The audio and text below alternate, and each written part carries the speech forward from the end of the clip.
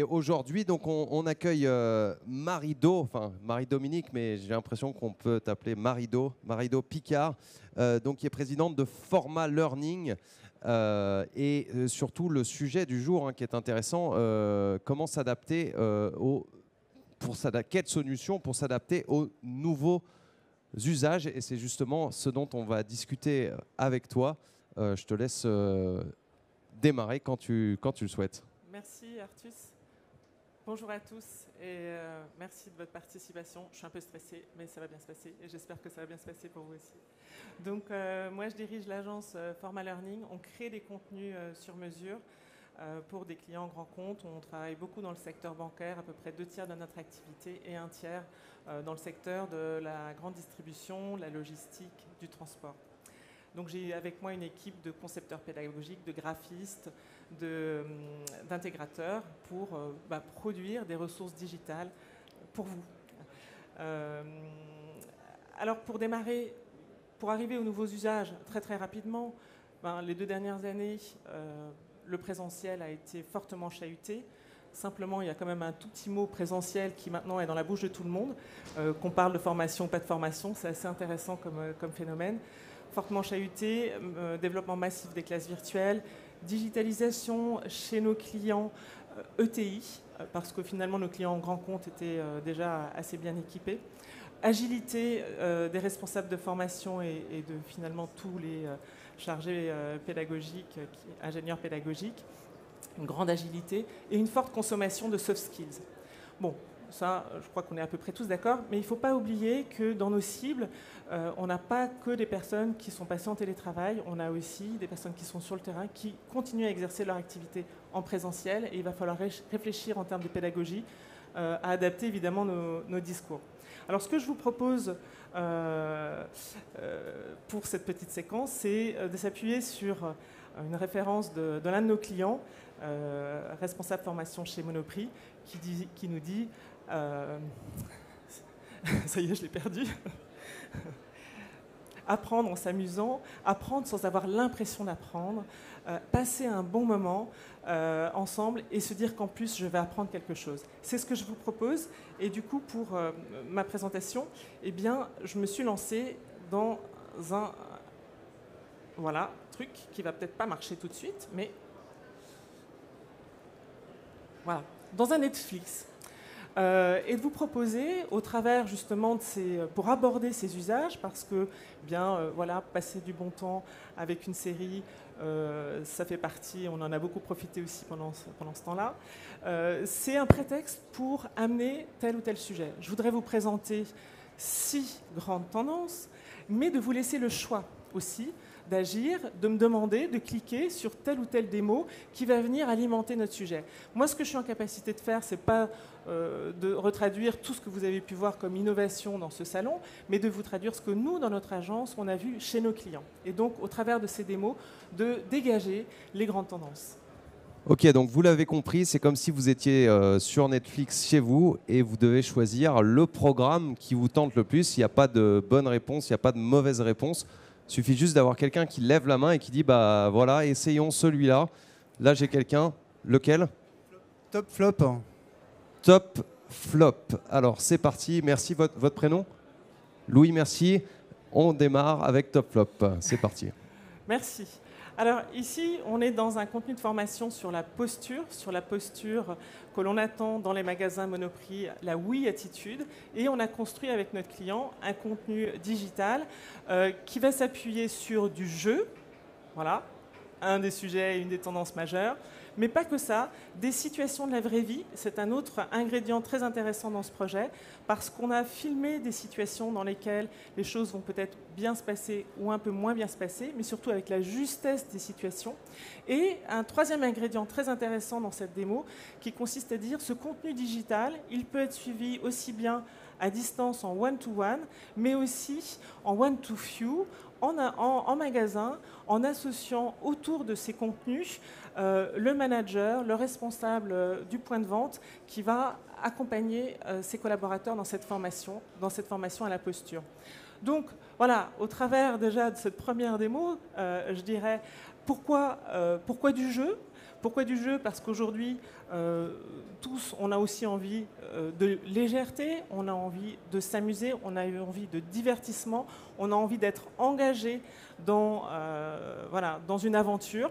Donc ça, c'est un des ingrédients intéressants pour le jeu. Ici, on a fait gagner des badges, on les a fait jouer avec des buzzers. On peut imaginer plein d'autres choses, et si vous me sollicitez tout à l'heure, ça peut être un escape game ou une enquête. Encore une fois, l'idée, elle est l'idée première de la gamification, et encore une fois, il faut bien la doser en fonction de notre cible, c'est de chercher de l'engagement.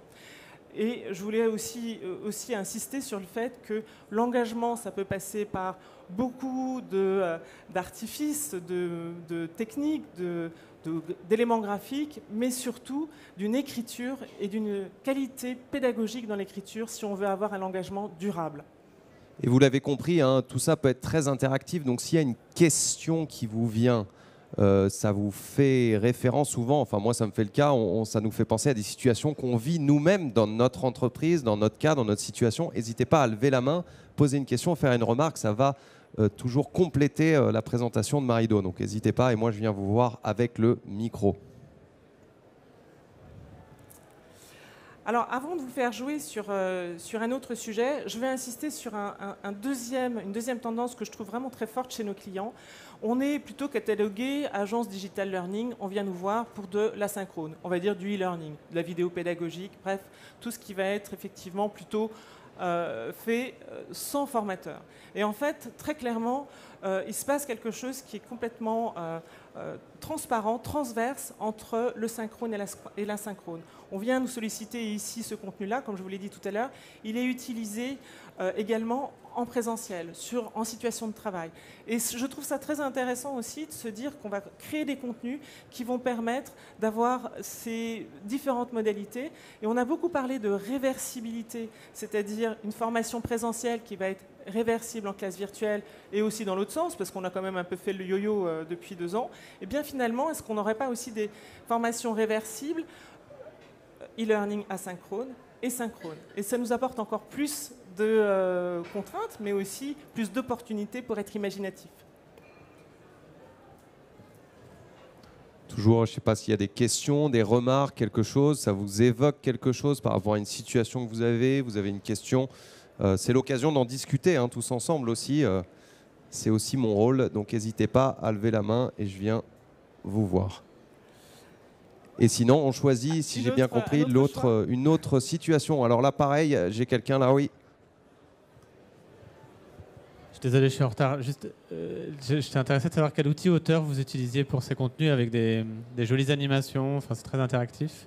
Oui. Parce que je vois les 3 outils en haut, puis je me suis demandé si c'était un de ces 3-là. Alors, les 3 outils en haut, effectivement, vous retrouvez la suite Articulate, qui nous offre une coquille SCORM qui marche à tous les coups. Donc là, c'est fait avec Storyline. On utilise l'outil Rise aussi dans certains cas, et Teach on Mars. Cumulus aussi, qu'on n'a pas cité, mais ça fait partie aussi des outils qu'on utilise.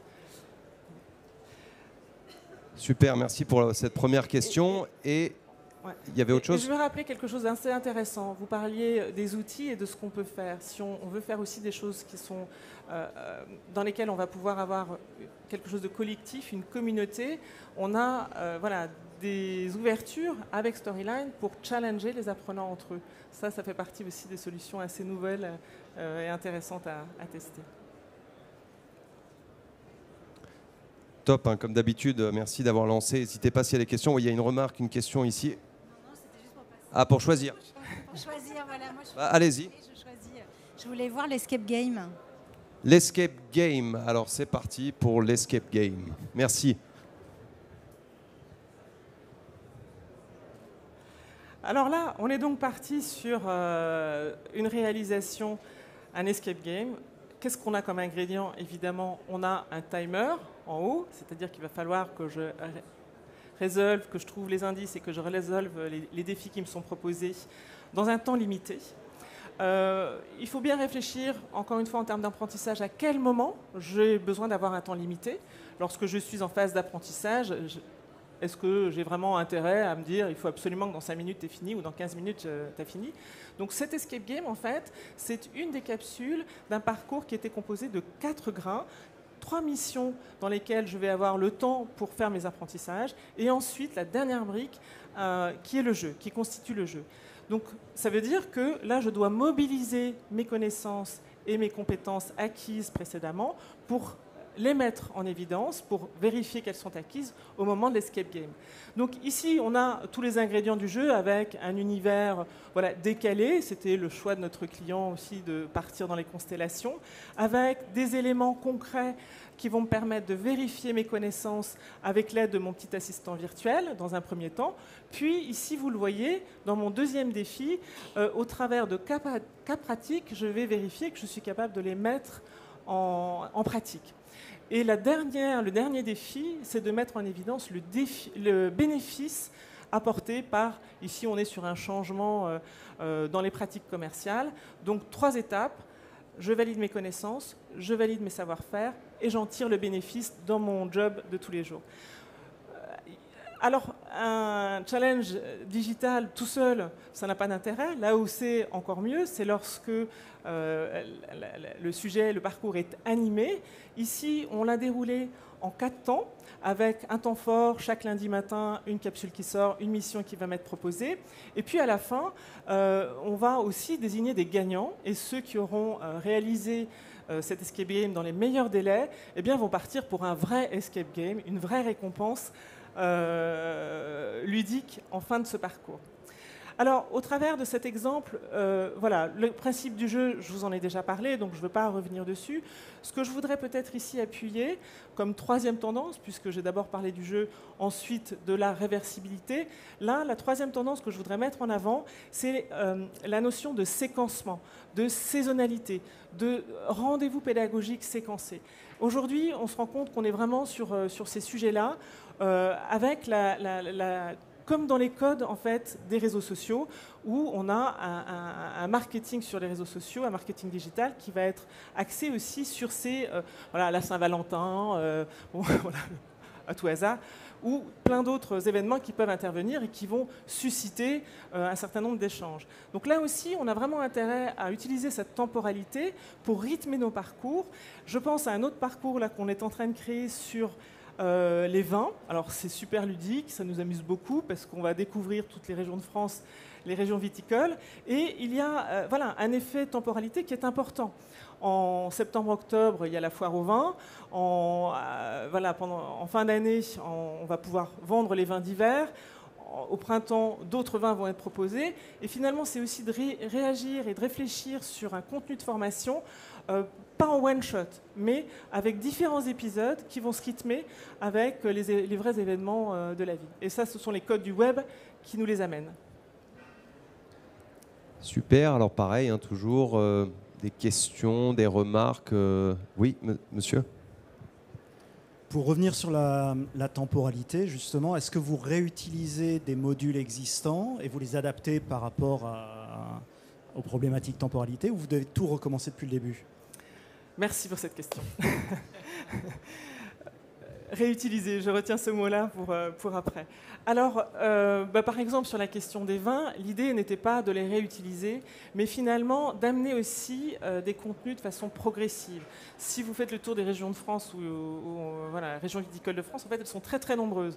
Et finalement, apporter ce contenu en une seule fois à des apprenants, je prends cet exemple parce qu'il est, je pense qu'on peut peut-être tous s'y retrouver, c'est un peu complexe. Donc, on va peut-être commencer par les fondamentaux, les régions principales à traiter, et on va pouvoir ensuite, dans un deuxième temps, peut-être zoomer sur telle ou telle zone viticole en fonction des saisons.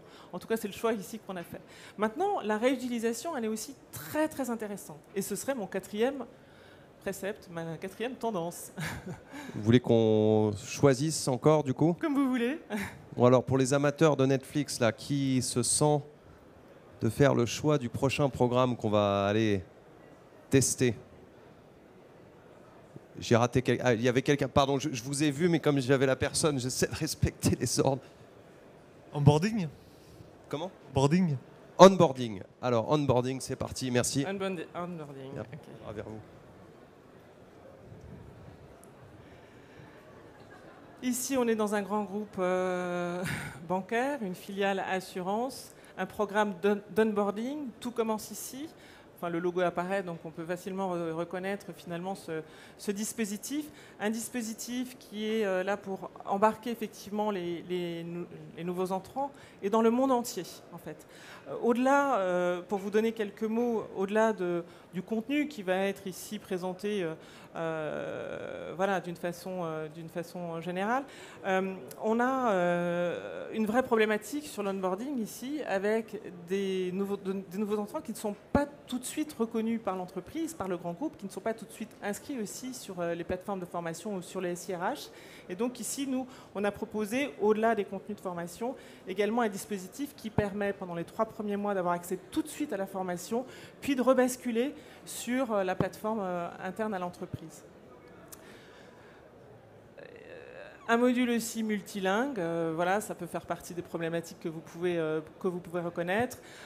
Une accroche par des vidéos décalées pour aussi casser les codes en se disant oui, je rentre dans une compagnie d'assurance, mais finalement, est-ce qu'on ne peut pas un peu casser les codes? Voilà ici ce qui était soulevé dans ce contenu. Alors, vous parliez tout à l'heure de la réutilisation des contenus et je trouve ça super intéressant parce que je trouve que c'est une autre des tendances majeures que l'on ressent aujourd'hui. En fait, et ça répond à un objectif, à l'objectif de l'économie. C'est-à-dire qu'on est tous aussi, à titre personnel comme à titre professionnel, et au-delà, voilà, on a peut-être toujours eu envie de faire attention à nos budgets et être économe, bien sûr, mais il y a quand même un vrai sujet des ressources et de l'économie de ces ressources, hein, de façon plus globale. Et moi, je trouve qu'on ressent ça d'une façon très forte dans les besoins de nos clients, c'est qu'en fait, on va créer un contenu, et ce contenu, je remets voilà, la démo est finie. Ce contenu, on va peut-être pouvoir le découper en petits bouts, on va en réutiliser une partie au moment d'une classe virtuelle, au moment d'un présentiel, dans un autre module, en ancrage, à une autre période dans l'année. Et ça, aujourd'hui, c'est très intéressant parce que ça nous amène aussi à voilà, se dire, on n'est pas encore une fois sur un one-shot, on a un contenu, un matériel pédagogique extrêmement intéressant. Ça peut être une infographie qu'on va construire de façon interactive dans un module e-learning, et en fait, cette infographie, on peut aussi la récupérer à un autre moment dans un parcours. Je prends cet exemple simple. Et ce reuse, ce recyclage, je trouve qu'il est vraiment dans l'air du temps, encore une fois, parce qu'on est tous aussi, voilà, peut-être ouverts à ce sujet d'une façon plus large. Ça veut dire aussi que, par exemple, nous, dans notre activité, on a 25% de notre activité qui est uniquement sur de la maintenance de contenu existant.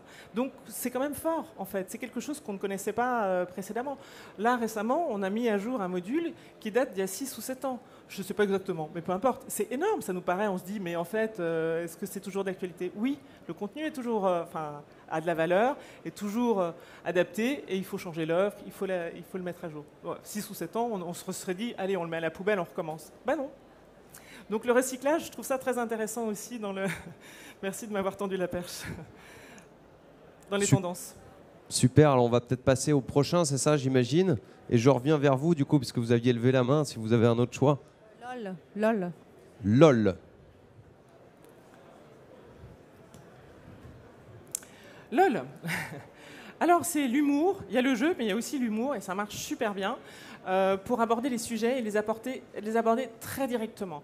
Ici, on a construit des vidéos dans lesquelles on va se re-questionner sur les techniques commerciales. Vous allez me dire, ok, c'est vu, c'est revu, il n'y a qu'à Faucon, c'est bon. Mais justement, de l'aborder autrement, avec des scripts ciselés, avec une écriture fine, avec de l'humour, eh bien ici, on a mis en scène deux conseillers qui voilà, vont se questionner, et puis une coach qui est une coach, une comédienne hein, évidemment, mais qui va les relancer, les challenger, et on va pouvoir directement pointer le petit irritant, la petite difficulté, là où ça fait mal en fait. Et en fait, cette question des vidéos, elle est intéressante à utiliser parce que du coup, on est sur un format court, moins de 3 minutes, et cette vidéo, elle va soit servir de matière pour développer un contenu totalement distanciel asynchrone, soit là aussi être utilisé par les animateurs sur le terrain, et on ne dit pas tout. Donc je trouve aussi intéressant ce principe des vidéos, on est en train d'en construire d'autres sur la négociation. Vous allez me dire, la négociation, c'est bon, voilà, on l'a déjà vu.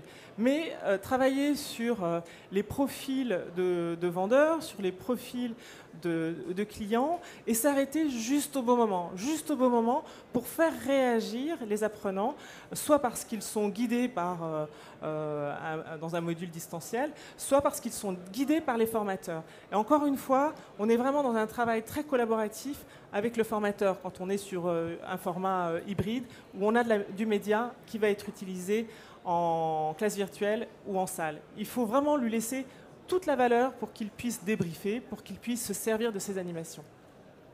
Voilà. Il n'y a pas le son, donc ça laisse imaginer d'autres choses. Encore, est-ce que ça amène des questions, des remarques quand vous pensez par exemple à la situation que vous êtes en train de traiter ou le projet que vous avez en ce moment? Tout ce que Marido nous explique, ça vous évoque peut-être des choses que vous voulez aborder? Ou des questions purement, il y a une question encore là-bas, oui. Moi, c'est plus en termes de compétences, parce que pour écrire ce type de script, il faut avoir une plume aussi. Donc, comment est-ce que vous gérez ça, vous, en interne? Est-ce que vous avez des talents qui ont ces compétences, ou est-ce que c'est des compétences que vous développez aussi en interne, parce que ça ne s'improvise pas? Oui, c'est un vrai sujet. Tout le monde a des compétences différentes. Et effectivement, cette écriture-là, elle est exigeante. Voilà, si je parle aussi de snack content, allez, ça y est, je l'ai placé. Donc, ces contenus courts qu'on va effectivement consommer et qui doivent aller droit au but, qui doivent être efficaces, mais qui ne sont pas dans le low cost, qui au contraire doivent avoir une très forte valeur ajoutée. Oui, il faut avoir une plume. On a la chance de l'avoir. On la garde bien au chaud, c'est difficile. Et après, chacun a des talents différents, sur des projets différents, avec ou non ce type de plume. Cette plume, c'est une plume qui vient du web, qui vient du marketing digital, en fait. Voilà. Super, alors peut-être, je vois avec l'heure, je vois peut-être une dernière, quelqu'un. Oui. Podcast. Bon, un sujet plus classique, hein, parce que finalement, le podcast, est-ce que c'est nouveau, pas nouveau? Moi, je trouve ça marrant, hein, parce que finalement, c'est peut-être pas si nouveau que ça. Mais ça va dans le sens où, ici, on va pouvoir donner très facilement la parole à nos experts métiers qui sont chez nos clients. C'est pas toujours facile de les avoir, de les filmer, de trouver le bon moment. On prend les risques, on n'a pas envie, machin, etc. En fait, c'est très facile à mettre en œuvre un podcast. Alors évidemment, il faut qu'il soit bien préparé et bien écrit aussi en amont, mais c'est vraiment une ressource intéressante qui revient et qui va nous permettre aussi de faire quelque chose de plus frugal. Je parlais d'économie tout à l'heure, et dans le même ordre de grandeur, je veux dire aussi que parfois, c'est carrément moins coûteux. Pourquoi est-ce qu'on s'en priverait? Donc voilà, il faut être agile, il faut être ingénieux, il faut avoir des idées. Il n'y a qu'à Faucon. Essayer de faire émerger en tout cas la solution qui correspond le mieux à chaque situation. Et c'est peut-être un peu ça l'innovation, hein, au-delà des outils. Les outils nous aident évidemment. Hein, je n'ai pas eu le temps de parler des formations réglementaires qu'on pourrait mettre dans un métavers, mais pourquoi pas? On peut parler de choses super techniques, mais il faut se dire à chaque fois pourquoi et comment. Donc l'ingéniosité, pour moi, c'est toute l'agilité qu'on peut mettre en œuvre sur chacun de ces projets. Ah. Super, des questions, des remarques. Je trouvais ce point intéressant. En tout cas, j'ai la croyance personnelle que le futur de travail, c'est plutôt un cadre dans lequel je peux m'exprimer plutôt que répondre à un objectif. Il y a une subtilité dans ce que je dis quand même. Et que justement, peut-être le podcast, même si ça existe depuis pas mal de temps, c'est un des moyens qui illustre ce shift qu'on voit en profondeur dans la définition même du travail. Je ne suis plus là pour répondre à des objectifs, je suis là pour m'exprimer. Et les entreprises du futur, c'est celles qui peut-être permettent le mieux à chaque individu d'aller chercher au fond de soi et de s'exprimer. Est-ce que vous voulez conclure avec quelque chose, ou il y a peut-être une question, une remarque, quelque chose? Oui. Merci pour la présentation. Donc vous avez un produit que je trouve de qualité, très visuel, mais il y a toujours le fond et la forme. Comment vous faites, en fait? Quel est votre secret pour faire venir les gens? Quel est votre levier pour le marketing de l'offre? Moi, je pars pas d'ici, donc j'ai pas la réponse. Voilà. Je vous écoute. Pour faire venir les gens où? Là. Dans la salle? Non, ici, sur votre plateforme.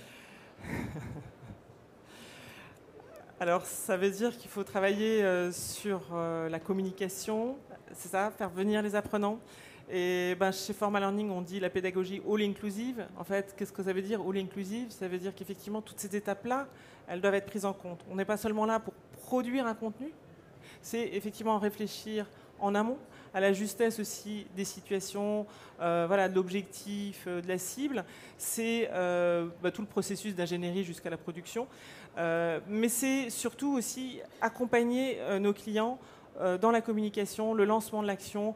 Ça peut être une newsletter, ça peut être un teaser. Mais tout seul, on ne fait rien. Hein. Sans notre client, on ne fait rien. Voilà. Et essayer de l'accompagner le plus possible jusqu'au bout, parce que ce n'est pas fini. À la fin, on a aussi envie de recueillir sa satisfaction. C'est très, très... Voilà. Et de reboucler la boucle pour s'améliorer et continuer. C'est aussi ça l'innovation. C'est avancer, tester, reculer, retester, avancer et reculer. Donc, on fait ça, on essaye de proposer des solutions avec nos clients. Ça peut être aussi parfois une affiche. Le logo Oui Attitude que vous avez vu tout à l'heure, c'est un logo que finalement on a créé au moment où on a lancé ce graphisme. Et notre client, il a souhaité rebondir dessus, il a fait des pins en fait. Bon, là aussi, les pins, vous allez me dire, c'était les années 80, non? En fait, pourquoi pas? Voilà. Donc, j'ai pas forcément de règle miracle. C'est, en tout cas, je pense que ce qui est vraiment essentiel, c'est de choisir le bon format, pas s'emballer, le juste milieu, et encore une fois, l'exactitude des situations pour toucher notre cible, et puis travailler main dans la main avec nos clients. Et on est quand même super heureux de les retrouver en présentiel, parce qu'on a beaucoup travaillé, on a rencontré des nouveaux clients depuis 2 ans, parfois sans jamais les voir, et là, tout d'un coup, on se dit « Ah, oui, c'est vous !» Voilà, Arthur, je ne l'avais jamais vu, tiens, d'ailleurs. Mais je suis super contente de te connaître en vrai. Et n'empêche que de se retrouver autour d'une table et de travailler vraiment en face à face, ça fait beaucoup avancer le schmilblick. Si je peux me permettre aussi de... Aussi, pardon, mais j'aurais tellement de choses à dire. C'est aussi les communautés, c'est pourquoi pas les WhatsApp, c'est évidemment tous les outils qui vont permettre de fédérer des apprenants. Mais bon. Si je peux me permettre, avec tout le biais que j'ai là dans ma réponse, mais je crois beaucoup à la co-construction, le co-design. On n'engage jamais personne quand on ne les implique pas dans la construction de ce qu'on veut qu'ils utilisent. Or, aujourd'hui, encore une fois, on pense qu'on entraîne tout le monde autour d'un objectif commun, alors qu'en fait, on est tous des êtres humains, on a tous envie de, avant tout, satisfaire nos intérêts personnels, individuels. Et donc, quand je co-construis, je satisfais mon intérêt individuel puisque je participe à quelque chose qui me passionne, etc. Et quand je co-construis, je crée l'envie de participer. Si je n'ai pas participé à la construction, jamais j'aurai une envie réelle de participer. Elle sera toujours créée de l'extérieur. C'est fondamental. C'est factuel, c'est chimique dans le cerveau. Donc, pour moi, c'est la co-construction, c'est le co-design. C'est la seule chose qui, à long terme, permet d'assurer la participation, selon moi. C'est évidemment très biaisé puisque je suis très dans l'intelligence collective, blablabla. Ouais, je valide. Centré sur moi l'apprenant, en fait. Hein. Ça, c'est l'engagement, l'agilité, centré sur moi. Et la consommation des réseaux sociaux, les points importants. Ouais. Alors, je crois qu'on est arrivé à la fin. Merci beaucoup. Bravo à Marido qui a fait une super présentation, je trouve. Merci, Artus.